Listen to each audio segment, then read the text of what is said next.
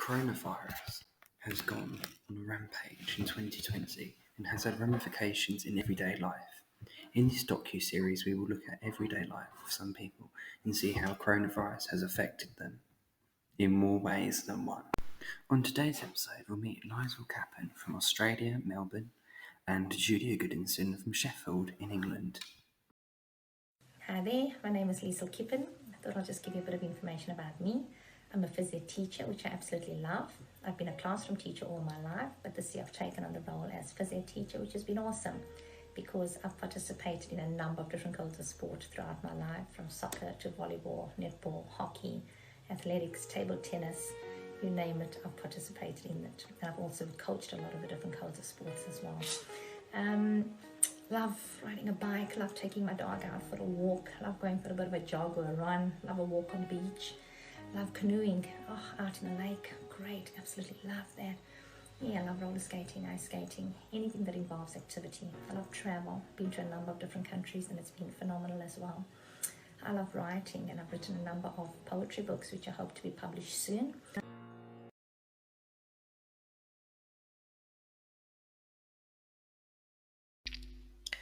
COVID Moments by Liesel. The day has finally dawned when my students I will see. I think of their last day of term when they were not filled with glee.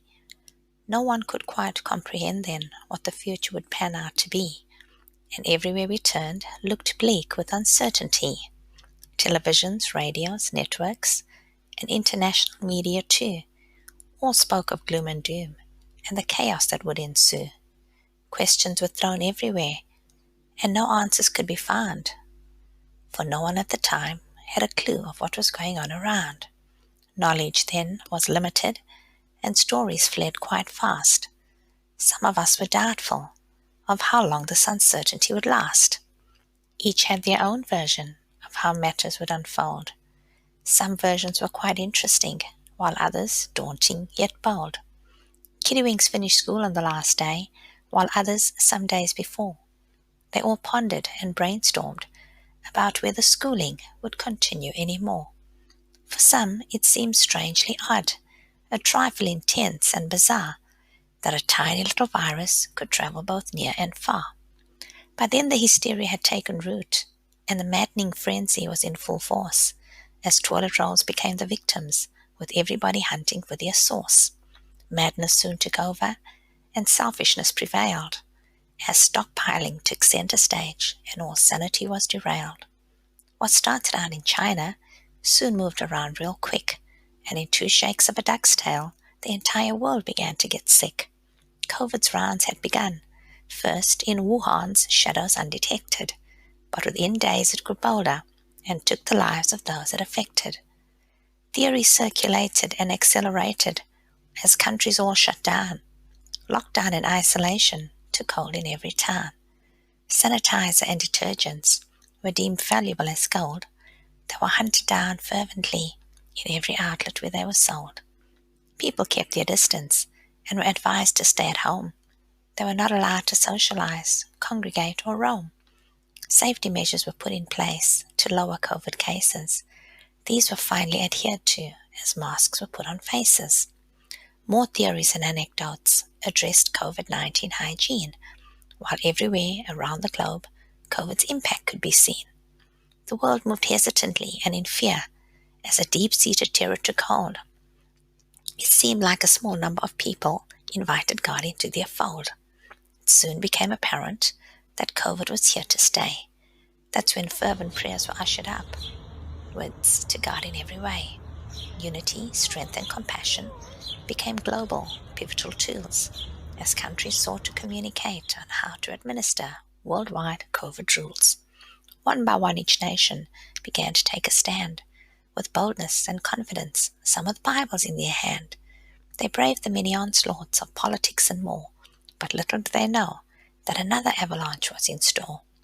Tired and exhausted and weary from it all, everyone now reminisces about how COVID made us fall. No one would have imagined a world abruptly standing still and sinking solemnly to its knees while COVID killed and had a fill. Now Lee could go on and on with this poem and never completely stop, because writing is what ignites her fuel and keeps her soul on the hop. However, she'll quench the urge to indulge you and stifle her desire to write more, because today is all students' first day back, with recounts and escapades galore.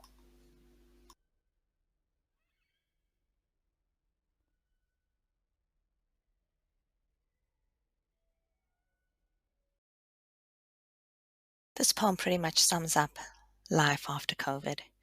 The world will never be the same again. Normality as we know it will never be seen again. Social distancing and mask wearing have become the new norm. What you are seeing here is the very real picture and scenario of Melbourne. Melbourne has been on lockdown for a long time. We've been on lockdown for the last school term, which was 10 weeks, and prior to that, 3 or 4 weeks before the end of term, and the 2 weeks holiday. And now going into term 4, our 2 weeks holiday is locked down as well, and term 4 will be locked down as well. The first 5 weeks will be locked down for the senior schools from grades 3 up to year 11. So yeah, lockdown has been the in thing, so to speak. And we've even had critics saying that Melbourne has been on lockdown the longest in the whole world. And yeah, I'd have to agree with that. It's one of the states, okay, that's had the longest lockdown in the world.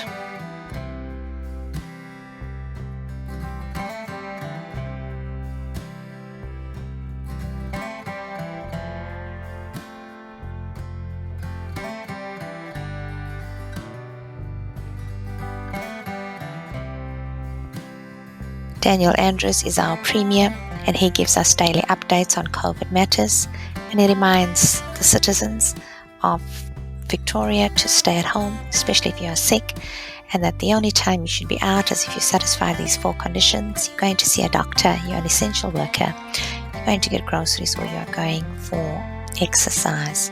Other than that, you should be at home because it's stage 4 lockdown.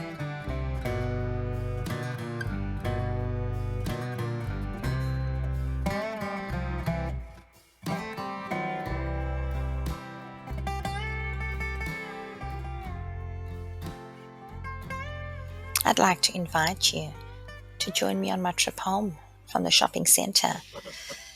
Now, really, here in Melbourne, we shouldn't be out and about.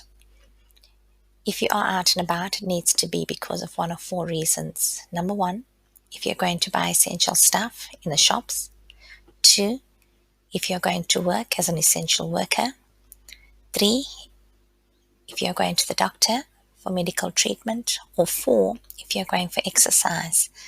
So those are the 4 conditions that allow you to actually go out and about. Now, I'm satisfying 2 of those conditions. I'm going out to get some stuff, some groceries, but also because I've come from work as a teacher who supervises children from families whose moms and dads are essential workers. So yeah, kids who don't have parents to look after them at home because their parents are out and about in terms of being essential workers, they then go to school, and then we as teachers have to supervise them. And it's actually been phenomenal because it also allows me to get out and about. Otherwise, I'd be cooped up in the house. So as you see here, there's me taking a drive home, and just a nice leisurely drive. There are still quite a number of cars on the road, I must admit. I'm guessing they satisfy one of those 4 conditions. And also, people who live close to the shopping centre, they'd probably be coming in quite often to come and get stuff that they need in the house. And it is quite a large shopping centre, Fountain Gate, so there will be quite a few cars, even though it's stage 4 lockdown. Right, so there's me taking my leisurely drive home. It takes about 10-15 minutes to get home from the shopping centre, and I thought I'll just give you a bit of a tour of the place, which is absolutely fantastic. If you have a look over here, these spiky things that are here in front of my car are actually my lashes. My car's got lashes. Her name is Cherry Bubble, my car. She's a little bubble. She's a Micra, a Nissan Micra, and I've put lashes on her so that she can look absolutely pretty, and she's looking pretty. So yeah, when you look at the driving, just think of her and think of her lashes. And I get a lot of people actually stopping and waving and showing little hand signs to show how impressed they are or how excited they are to see the lashes. And I just smile because, yeah, it's a phenomenal sight, even if I have to say so myself. And I think what I also like about the lashes during this particular COVID stage is that it gives hope to people, gives them some joy, gives them something to smile about, just in terms of that health and well-being. So yeah, my little cherry bubble is doing her bit to help the world during this COVID time as well. Okay, here we wait. It's going to take a bit of a while before the traffic light changes colors, but that's okay. And as you can see, there's quite a lot of cars. Okay, still moving about.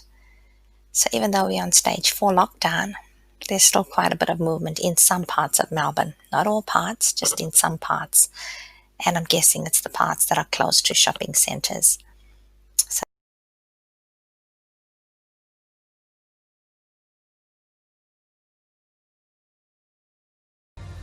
But first, a daughter who was not allowed to stay at her mum's bedside as she was dying is calling for a change in the visiting rules during the pandemic. Julia Goodinson was allowed just 1 hour to say goodbye in a Sheffield hospital and had to leave before her mother died. She now hopes the petition she has started will result in a change in the guidelines. Tom Ingle has this. Hello, my name is Julia. I'm here today to tell you about a heartbreaking experience that my family and I had in lockdown. Firstly, I will tell you a little bit about myself. I'm an experienced actor, model and dancer. I have appeared in many films, taken on very many modelling contracts. However, in lockdown, my mother passed away. My mother was a great lady. She did her own shopping, she looked after her own home. She loved to go out for teas and coffees and meals. She was wonderful. But unfortunately, she got pneumonia. She was admitted to hospital. She did recover from the pneumonia, and we were told that she could come home. However, due to a delay in the care services that needed to be put into her home, she had to stay in an extra few days.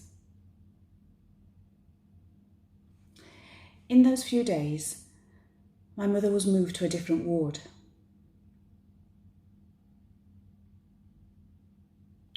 Where she got delirium and then COVID-19.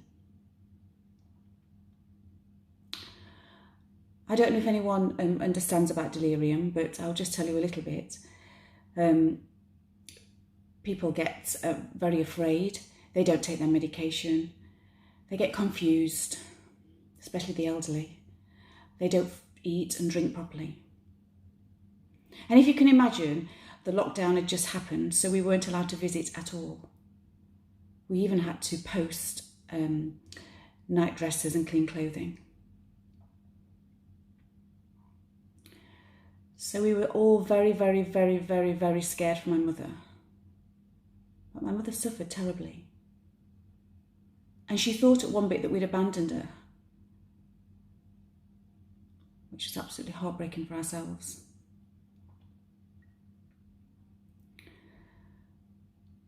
And then came the dreadful news that she got COVID-19. Obviously, we still weren't allowed to visit. For the first few days, the virus didn't affect her too much. But then on day 5, she got extremely ill with the virus, needing the oxygen and everything else. And the only thing I was allowed to do was to video call her. And I have 2 sisters, and it was my sister's birthday. So I wanted to video call her, although I was a bit scared of what I was going to see because I knew she couldn't breathe properly and I knew she was on the oxygen. But I wanted to call her. So we did call her, and I explained to her that we had got my sister her birthday card from her, from my mum. And she could hardly breathe with the oxygen. She was like really gasping for her breath, and it was absolutely dreadful. And I said, Mum, I got Gillian a birthday card for you. And her face just smiled. She just smiled through the oxygen and through not being able to breathe. She was so happy that we'd even thought to get her a birthday card.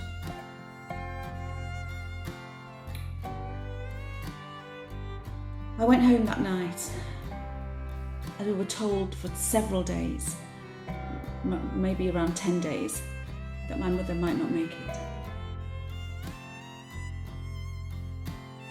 So each night we went to bed, thinking that maybe this was the last night.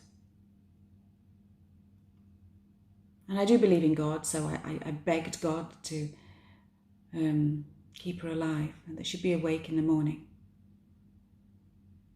And for these 10 days, that's what happened. She did survive, and she did fight COVID-19, and she was alive each morning. We were still told that we couldn't visit, and that the only time we could visit would be for 1 hour should my mother become end of life. If you can imagine the torment of this, the absolute, utter terror of it for our family and for all those families that suffered more or less the same thing in lockdown. I can't actually put that into words, I'm afraid, because it is too deep and too hurtful. My mother must have been absolutely frightened to death when she was told that she had got COVID-19. She must have been so scared and petrified and not understanding that no one could visit, and seeing doctors and nurses with masks on. And also, if you think about it, probably being treated a little bit like a leper, because they just come in, they do their job and they go. The fear for a woman of 84 must have been absolutely terrifying. My mum did pull through COVID-19, and we were told that she did get a negative test. And after all this suffering, for all those weeks of wondering what was going to happen, we thought, my gosh, this is some light at the end of the tunnel. She is still going to come home.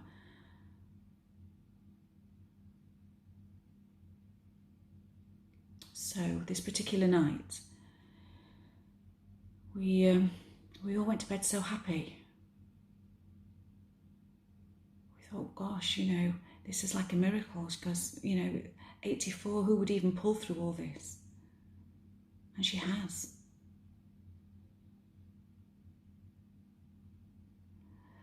So that night we were all planning of, what we were going to do for my mum when she came out. We were all discussing things, and we decorated the flat and done lots of nice things for her for when she comes home. I was extremely grateful to God. I thought my prayers had been answered. So that night we all went to sleep really happy. And on the very same night, I was woke up by a doctor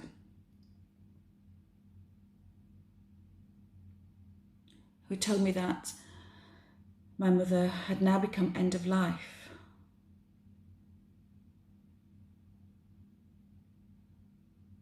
If you can imagine the shock of that, well, you can't imagine the shock of that, because it's one of those things you would have to experience.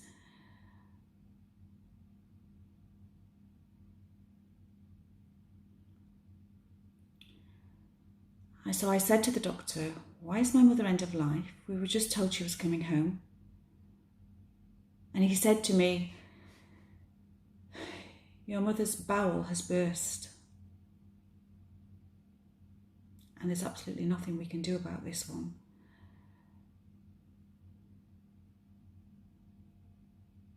apparently they'd asked the surgeons to see if they could do any operation, but she wasn't fit enough for any sort of surgery, and that wasn't an option.